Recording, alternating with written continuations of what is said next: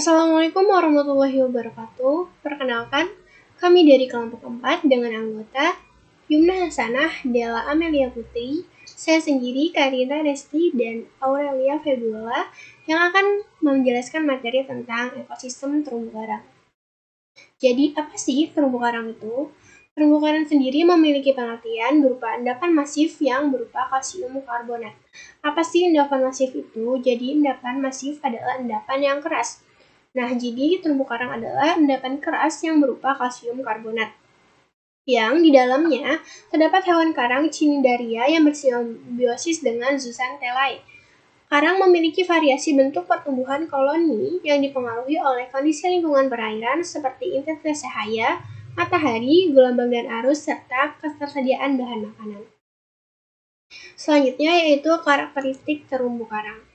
Jadi terumbu karang sendiri hidupnya berkoloni. Nah, koloni karang adalah kumpulan dari berjuta-juta polip penghasil bahan kapur yang memiliki kerangka luar yang disebut dengan koralit. Teman-teman bisa lihat pada gambar, jadi kerangka luar ini disebut dengan koralit dan memiliki septum-septum yang berbentuk sekat-sekat kapur yang disebut dengan skleroseptum. Jadi memiliki sekat-sekat di dalamnya yang disebut dengan skleroseptum. Nah, bentuk koralitnya ini bakal berbeda-beda dan ukurannya juga bakal berbeda-beda setiap variasinya bergantung dengan polip apa yang tinggal di dalam terumbu karang. Jadi bentuk serta ukuran terumbu karang akan dipengaruhi oleh polip yang tumbuh di terumbu karang. Selanjutnya, penggolongan karang itu biasanya dibedakan menjadi dua secara umum, yaitu karang keras atau hard coral dan karang lunak atau soft coral. Nah, teman-teman bisa lihat pada gambar 4 adalah contoh karang keras. Karang keras sendiri yang memiliki karakteristik yaitu strukturnya keras, menonjol, tidak dapat bergerak, permukaannya kasar seperti kertas pasir, koralitnya itu regular, dan polip di dalamnya jika memiliki tentakel itu biasanya lebih dari 8-24 tentakel. Sedangkan pada soft coral atau karang lunak, ini strukturnya lunak dan dapat melambai-lambai, dapat bergerak jika disapu oleh sekitarnya. Jadi ketika kena gelombang air, kena arus, dia dapat melambai-lambai, bergerak gitu, tapi tidak dapat berpindah. Dan koralitnya juga reguler. Untuk polipnya itu memiliki 8 tentakel dan menonjol keluar.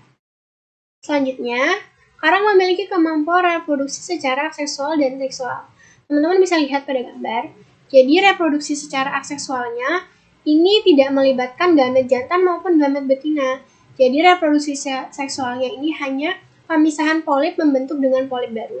Jadi polip yang sudah ada akan memisah dan membentuk polip baru. Sedangkan reproduksi secara aseksualnya ini menggunakan pembentukan spermatogonium dan oogonium, yaitu gamet jantan dan gamet betina yang akan melakukan fertilisasi di eksternal, lalu membentuk zigot, membentuk blastula, membentuk planula, dan membentuk polip baru. Selanjutnya ada ragam bentuk pertumbuhan dari karang. Yang pertama ada bercabang atau branching. Pada bentuk pertumbuhan polip karang yang bercabang ini, koloninya ini akan tumbuh ke arah vertikal maupun horizontal. Nah, percabangannya ini dapat memanjang ataupun melebar. Bentuk cabangnya halus dan tebal, dan karang ini memiliki pertumbuhan 20 cm per tahun. Selanjutnya ada ragam bentuk pertumbuhan karang masif atau padat. Nah, pertumbuhan ini koloninya lebih dominan ke arah horizontal dibanding dengan arah vertikal. Karang ini permukaannya halus dan padat. Namun pertumbuhannya lebih lambat dibanding dengan ragam pertumbuhan sebelumnya, yaitu hanya 1 cm per tahun. Selanjutnya ada ragam bentuk pertumbuhan lembaran atau folios, yaitu di mana pertumbuhan koloninya lebih ke arah horizontal dan membentuk lembaran yang pipih. Umumnya terdapat pada lereng terumbu dan daerah yang terlindungi. Selanjutnya ada ragam bentuk pertumbuhan tabulet atau meja. Jadi teman-teman bisa lihat pada gambar, ini bentuk bercabangnya dengan arah yang mendatar seperti meja. Lalu selanjutnya ada faktor-faktor yang dapat mempengaruhi kehidupan dan atau laju pertumbuhan karang. Yang pertama ada suhu. Jadi perubahan suhu ini juga dapat mempengaruhi pertumbuhan pada karang. Teman-teman bisa lihat pada gambar, jadi ini salah satu contoh kasus di mana suhu yang terlalu panas dapat rusak terumbu karang. Jadi warna pada terumbu karang ini dapat rusak ketika suhunya terlalu panas.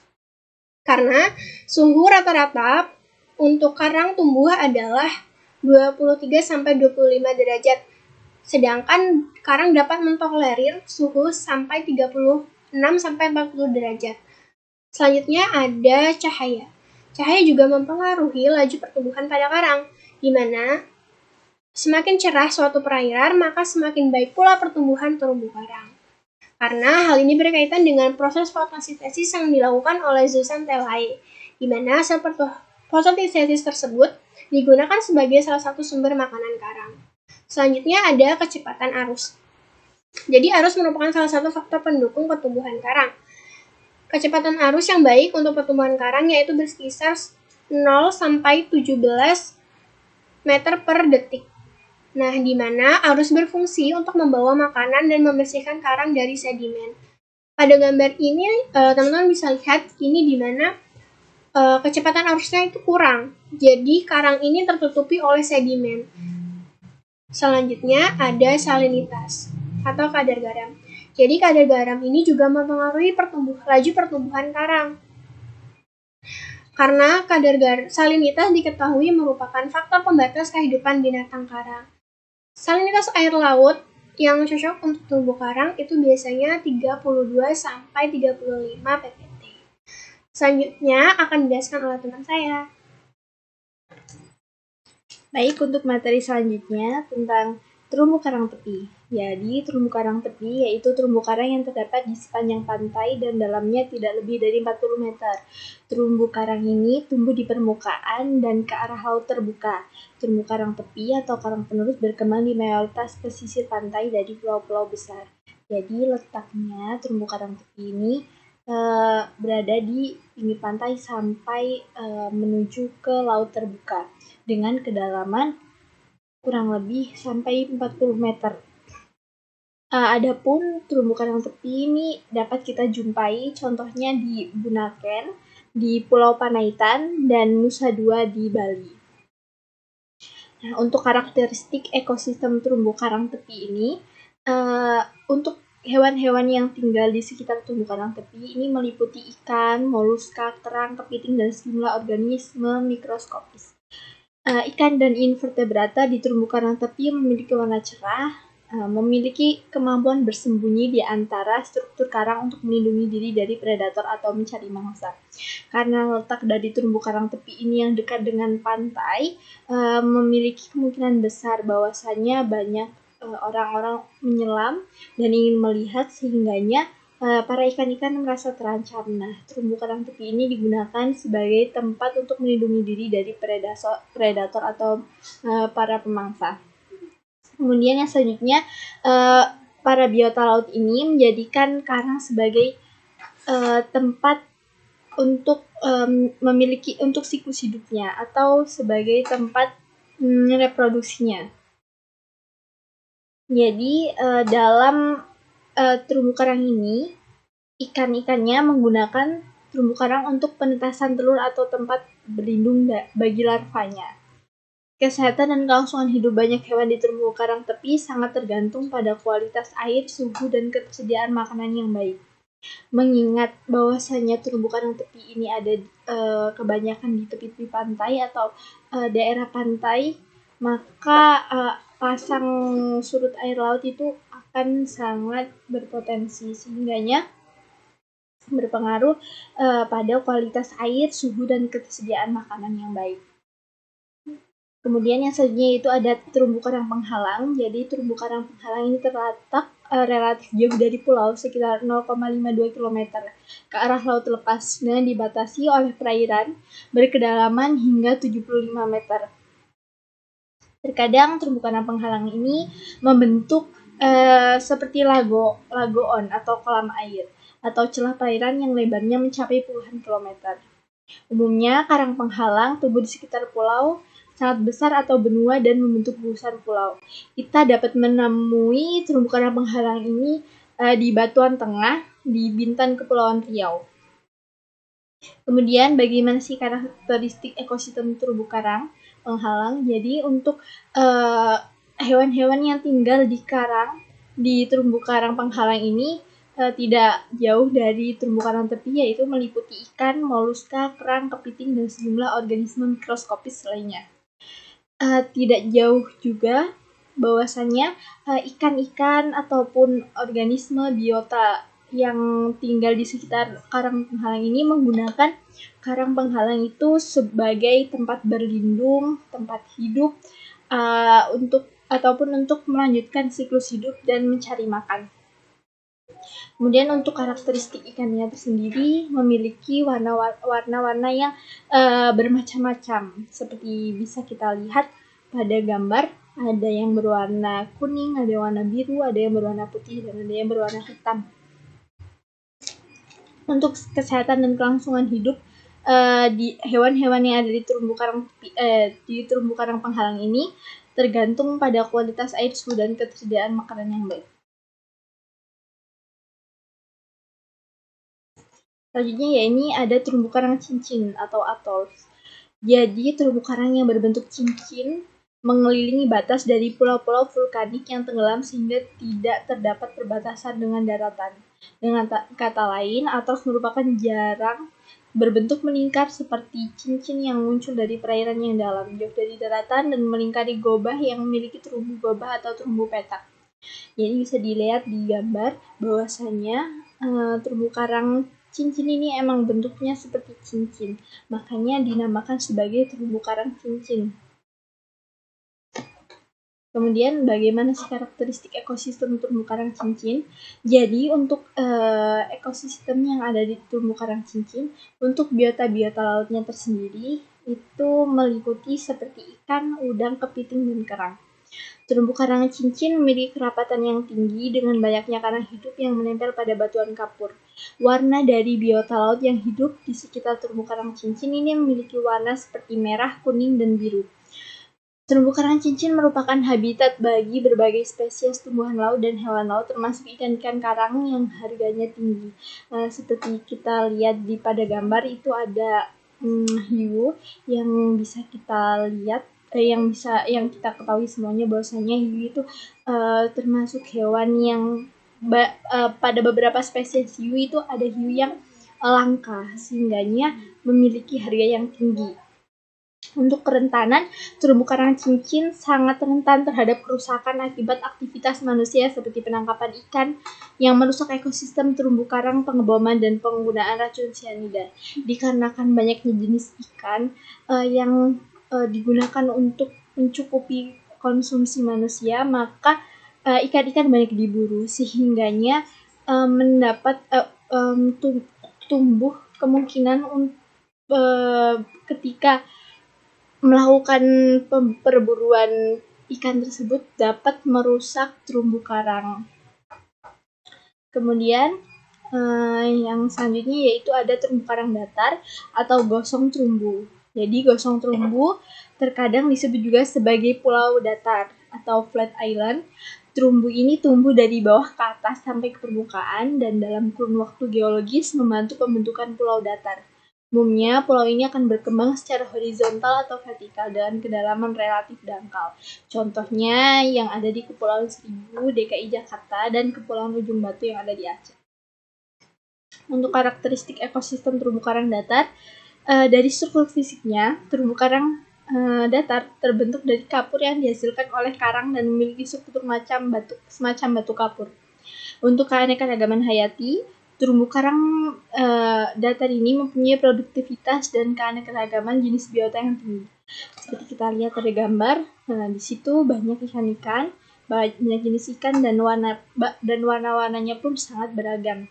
Tidak jauh juga dari terumbu karang yang sebelum-sebelumnya, terumbu karang datar ini juga bermanfaat sebagai tempat bertahan hidup, berkembang biak, mencari makan bagi hewan-hewan yang hidup di sekitarnya.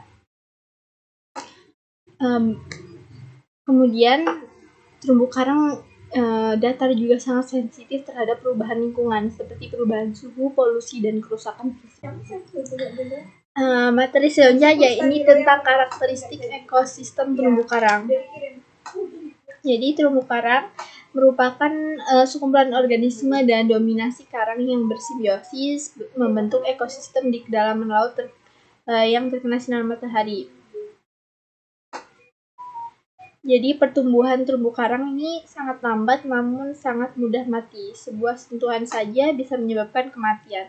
Kenaikan suhu 1 hingga 2 derajat saja bisa menyebabkan kepunahan. Jadi bisa dikatakan bahwasannya terumbu karang ini sangat sensitif. Hal yang mempengaruhi dari karakteristik ekosistem terumbu karang jika dilihat dari temperaturnya. Laut yang memiliki terumbu karang biasanya memiliki temperatur lebih dari 20 derajat Celcius. Rata suhu air terumbu karang berada pada kisaran optimum pertumbuhan karang, batu, dan perkembangan terumbu, yakni sekitar 28 sampai 29 OC. Suhu perairan terumbu karang ini mencirikan perairan hangat dan menunjang pertumbuhan karang maksimum. Terumbu karang ini menyukai laut dengan suhu stabil. Hal tersebut menjadi alasan bahwa 1/8 terumbu karang dunia ada di Indonesia. Karena kita tahu bahwasanya di Indonesia merupakan kalau dalam suhu itu stabil. Kemudian kadar garam yang tinggi. Terumbu karang menyukai laut dengan kadar garam yang tinggi. Persentase salinitas air yang baik untuk kehidupan terumbu karang adalah 30% sampai 35%. Hal tersebut berhubungan dengan pembentukan kapur oleh koral dan alga. Kemudian yang selanjutnya, untuk karakteristik ekosistem terumbu karang jika dilihat dari cahaya dan kedalaman, cahaya matahari ini paling penting dalam pertumbuhan terumbu karang karena cahaya matahari digunakan oleh zooxanthellae dalam proses fotosintesis. Kemudian ada faktor kecerahan. Kecerahan perairan berhubungan dengan tingkat penetrasi yang memicu produktivitas ekosistem. Kemudian yang selanjutnya itu ada gelombang. Manfaat gelombang, pasang surut air laut dapat memberikan pasokan air segar, oksigen, plankton, dan membantu menghalangi terjadinya pengendapan pada koloni atau polip karang. Tapi jika gelombang terlalu besar, maka akan merusak struktur terumbu karang. Ada juga arus berdampak baik pada ekosistem terumbu karang karena arus membawa nutrien dan bahan-bahan organik yang diperlukan oleh karang. Tetapi arus juga berdampak buruk karena arus dapat menyebabkan sedimentasi di perairan terumbu karang dan menutupi permukaan karang sehingga berakibat pada kematian karang.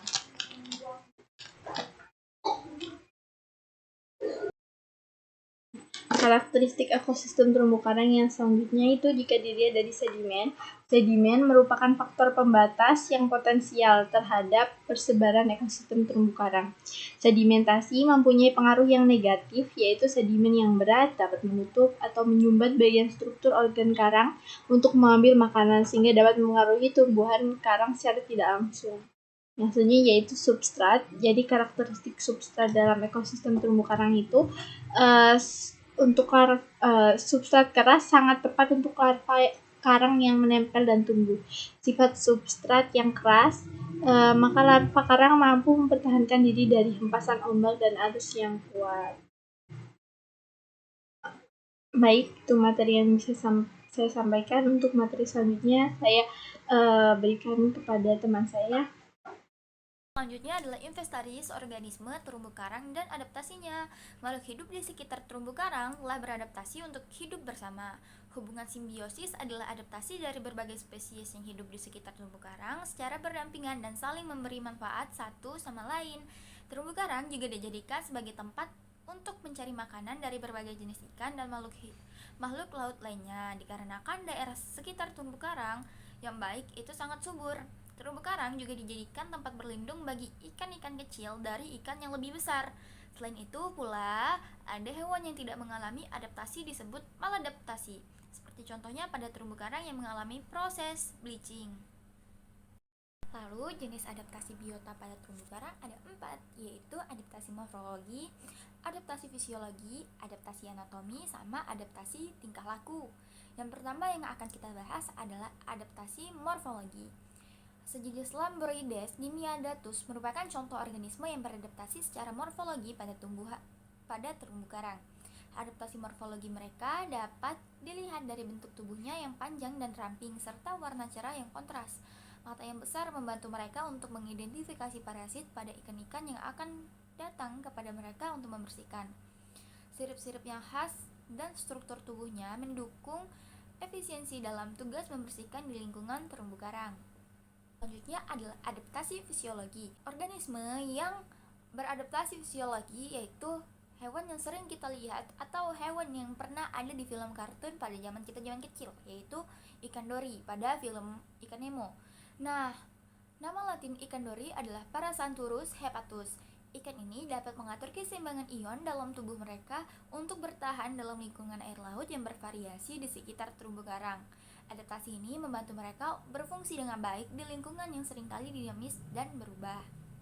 Terakhir adalah adaptasi anatomi, yaitu contoh organisme yang beradaptasi anatomi dengan terumbu karang adalah koral, seperti jenis karang keras atau stony coral yang memiliki struktur kalsium karbonat yang membangun terumbu karang.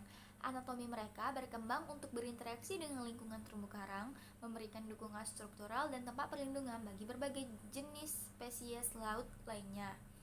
Lalu, ikan yang beradaptasi secara anatomi dengan terumbu karang yaitu ikan Amphipirion ocularis adalah contoh organisme lain yang beradaptasi anatomi dengan terumbu karang. Ikan ini juga sering kita kenal dengan ikan badut atau ikan Nemo. Ikan-ikan ini memiliki warna dan pola yang membantu mereka menyamar di antara anemon laut yang juga hidup di terumbu karang sebagai tempat perlindungan dan kesejahteraan bersama. Kita akan membahas fungsi terumbu karang. Yang pertama, secara ekologi, terumbu karang berfungsi sebagai tempat tinggal, tempat mencari makan, tempat memijah, tempat asuhan, dan tempat berlindung berbagai biota laut, serta sebagai pemecah gelombang. Nah, terumbu karang juga berfungsi sebagai tempat berlangsungnya siklus biologi, kimiawi, dan fisik secara global yang mempunyai tingkat produktivitas yang tinggi. Terumbu karang merupakan sumber bahan makanan langsung maupun tidak langsung dan sumber obat-obatan. Terumbu karang ini sebagai pelindung pantai dari hempasan ombak dan sumber utama bahan-bahan konstruksi, menurut Suharsono pada tahun 2008. Baiklah, materi selanjutnya yaitu terumbu karang di Indonesia dan status upaya-upaya pelestariannya. Terumbu karang di Indonesia merupakan salah satu potensi sumber daya kelautan yang penting dan menjadi habitat bagi lebih dari 500 spesies karang. Namun, terumbu karang di Indonesia mengalami kerusakan, baik karena aktivitas manusia maupun secara alami dampak dari pemanasan global. Nah, beberapa upaya pelestarian terumbu karang di Indonesia antara lain, yang pertama, melibatkan masyarakat dalam upaya pelestarian terumbu karang. Yang kedua, coral monitoring untuk memantau kondisi terumbu karang. Yang ketiga, penanaman koral, mangrove, dan seagrass untuk mitigasi iklim. Dan yang keempat, penelitian dan pendidikan tentang ekosistem di kawasan pesisir pantai, hewan laut, dan tumbuhan bawah laut.